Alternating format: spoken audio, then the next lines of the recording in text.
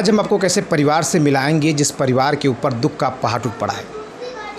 आपको बता दें कि भगवानपुर हाट थाना क्षेत्र के हसनपुरा के एक व्यक्ति जो नोएडा में काम करते हैं और वहाँ रेस्टोरेंट में खाने के लिए गए थे, अचानक बाउंसरों के द्वारा पीट कर उनकी हत्या कर दी गई।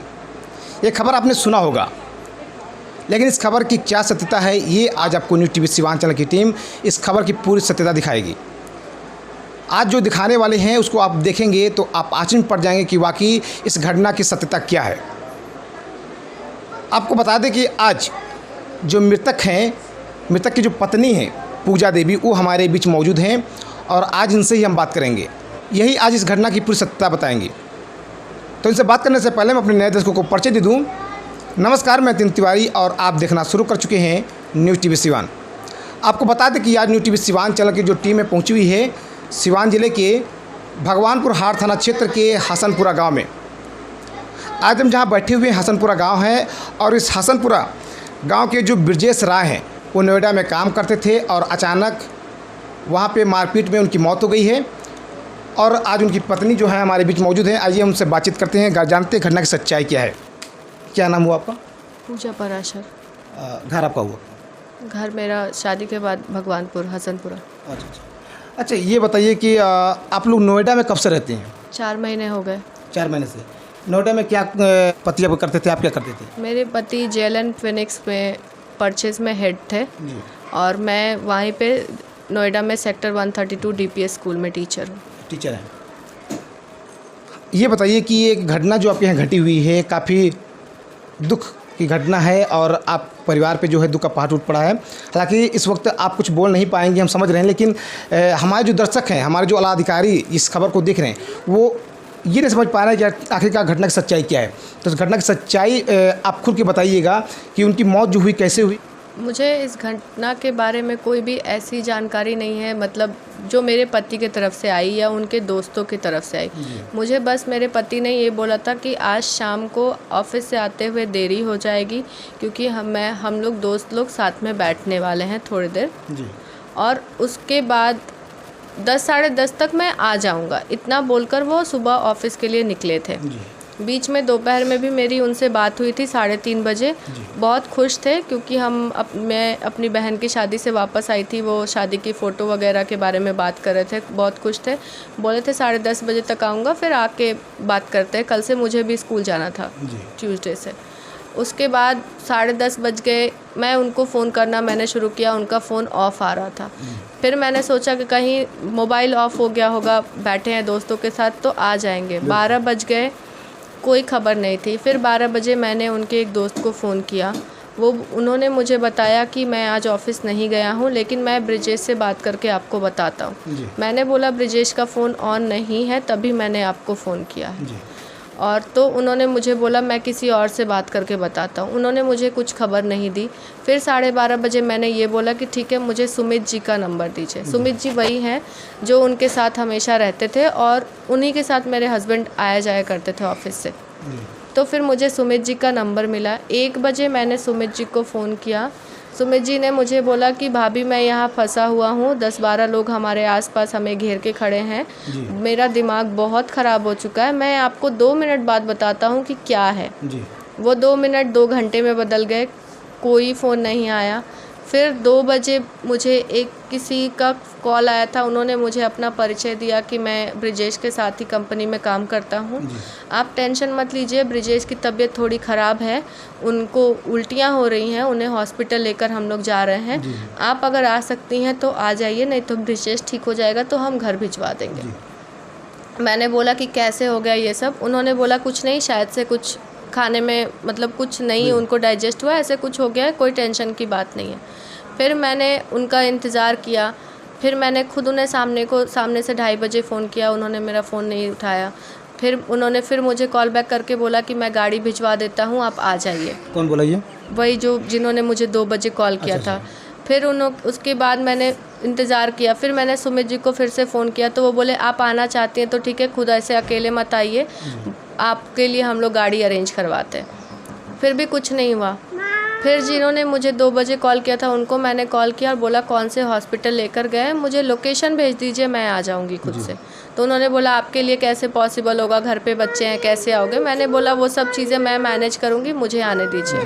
फिर उन्होंने मुझे लोकेशन भेजा और फिर उसके बाद मैं हॉस्पिटल पहुंची। हॉस्पिटल पहुंचने के बाद मुझे अंकिता ठाकुर, उन्हीं की कलीग हैं जो उस समय उन लोगों के साथ मौजूद थी, उन्होंने मुझे पहचाना और मुझसे पूछा कि आप उनकी पत्नी हैं। और फिर वो मेरे पास आई और बोली कि आप मेरे साथ बैठिए, अभी डॉक्टर काम कर रहे हैं, जब सब हो जाएगा तो आपको बुलाया जाएगा। वहाँ पे मुझे उन्होंने 15-20 मिनट ऐसे ही बिठा के रखा। मैं पूछती रही क्या हुआ है, कैसे हुआ है, उन्होंने कुछ नहीं बताया। फिर बाद में जब मैंने बोला तो उन्होंने मुझे बताया कि बात हाथ से निकल गई, हम लोग को देरी हो गई आने में, ब्रिजेश अब इस दुनिया में नहीं रहे। फिर मैंने पूछा कैसे हुआ, क्या हुआ, उन्होंने मुझे बस यही बताया कि झड़प हो गई थी, बहस हो रही थी, उसमें चोट लग गई, तो ब्रिजेश को सर में चोट लगी और हॉस्पिटल आते आते उनकी डेथ हो गई। अच्छा, ये बताइएगा कि जिस तरह से बताया जा रहा है कि वो रेस्टोरेंट में गए थे पार्टी में और खाना खा रहे थे, अचानक बिल जब पेड करने का नंबर आया तो उसमें कुछ बात हुई और अचानक बाउंसरों के द्वारा उनकी पीट कर हत्या कर दी गई। क्या वाकई ये बात सत्य है?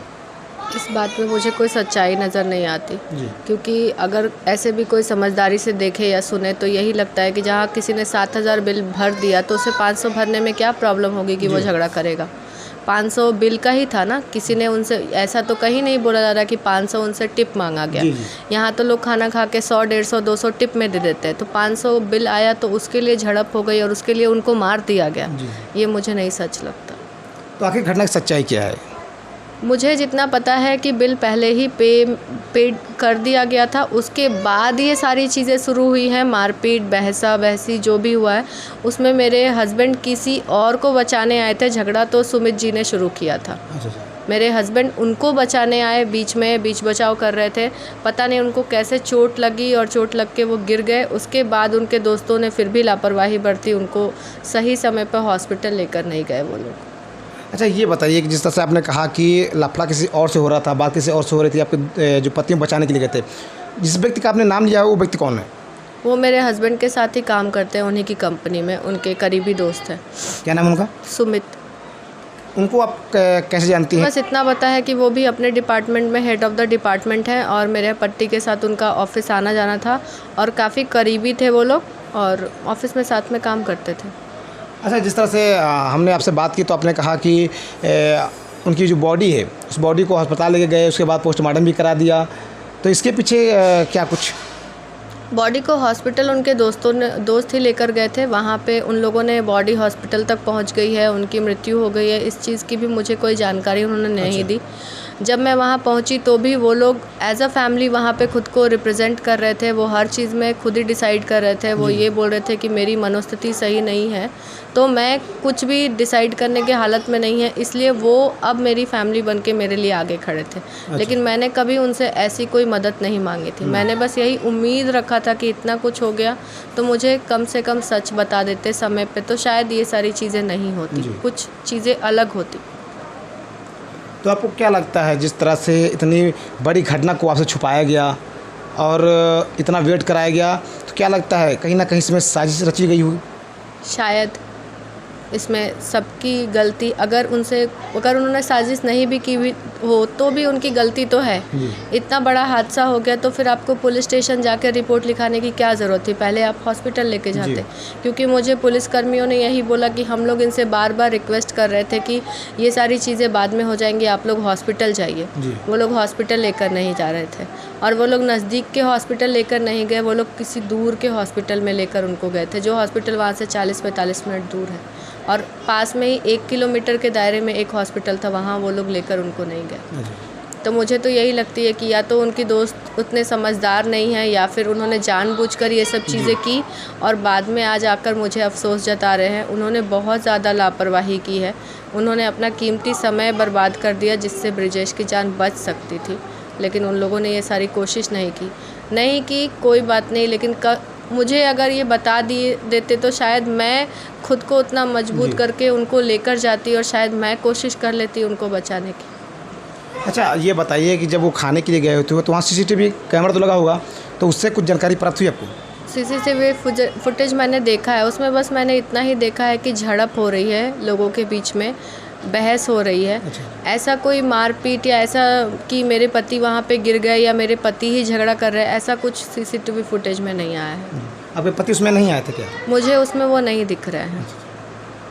तो जिस तरह से इस मारपीट में आपके पति भी नहीं दिख रहे हैं और उनकी हत्या भी कर दी गई है। बाकी जो और 6 दोस्त गए थे तो उनको भी चोट आनी चाहिए, क्या उनको चोट आई है कि नहीं आई है? वो लोग मुझे ये बोल रहे हैं कि हमें चोट आई थी, बट मैंने उनमें से किसी को भी घायल नहीं देखा है। सब आराम से अस्पताल में घूम रहे थे और पुलिस वालों से बहस कर रहे थे। कोई ऐसा किसी के बारे में मैंने नहीं सुना कि उसको किसी ने फर्स्ट एड दिया है या उसको मेडिकल अटेंशन मिला है। यानी कहीं ना कहीं देखा जाए तो इसमें दोस्त की बहुत ज़्यादा लापरवाही है, उन्हीं की गलती है जिसकी वजह से उनकी मौत हुई है। हाँ, दोस्तों की लापरवाही है कि उन्होंने समय पे, बहुत सारी चीज़ें हैं जो समय पे डिसाइड करनी होती है, उन्होंने वो समय पे डिसाइड नहीं किया। मुझे नहीं पता कि वो इतने बड़े जगह पे कैसे पहुँचे और वहाँ जाकर वो लोग कैसे कुछ डिसाइड करते हैं, मुझे नहीं समझ आता। लेकिन उस दिन जो कुछ भी हुआ उसमें कोई भी मुझे समझदार व्यक्ति नहीं लगा जिसने समय पे सही डिसीजन लिया हो। जो घटना है वो तो घट चुकी है, अभी आप क्या चाहते हैं?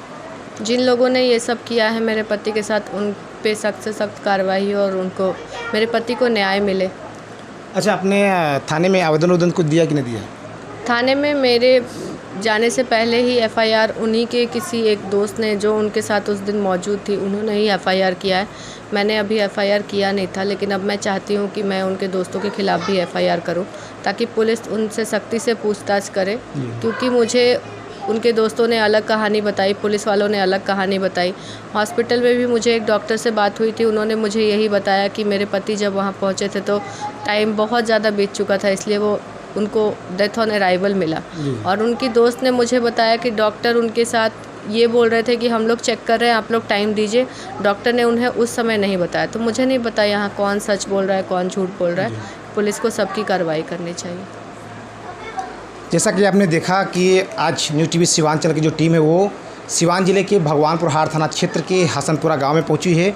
आपको बता दें कि हसनपुरा गांव के जो ब्रजेश कुमार राय हैं वो नोएडा में काम करते थे और बताया जा रहा है कि वो अपने दोस्तों के साथ एक पार्टी में गए हुए थे, यानी एक रेस्टोरेंट में गए हुए थे और वहाँ खाना खाने के बाद कुछ पैसों को लेकर झड़प हुई, यानी विवाद हुआ और अचानक पीट कर उनकी हत्या कर दी गई। तो ये तो आपने सुना होगा, अखबारों में देखा होगा, लेकिन जिस तरह से उनकी पत्नी ने खुलासा किया है कि इसमें ये सरासर बात झूठ है, क्योंकि उनके पति 500 रुपये के लिए पीछे नहीं हटते।